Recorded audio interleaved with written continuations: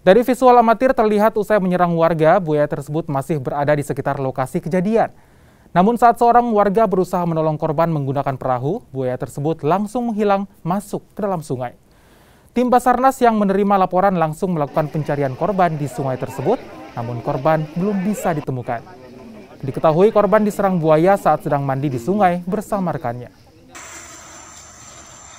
Pada pukul 15.40 waktu Indonesia Tengah, Basarnas Kendari menerima laporan kondisi membahayakan manusia satu orang warga penambang pasir yang tenggelam di Sungai Malauge, Lasalimu, Kabupaten Buton. Diduga sementara bahwa korban mendapat serangan buaya dari kesaksian masyarakat yang melihat di sekitar lokasi.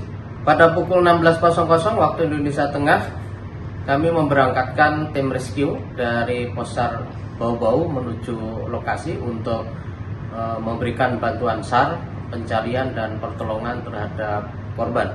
Mudah-mudahan segera bisa diketemukan.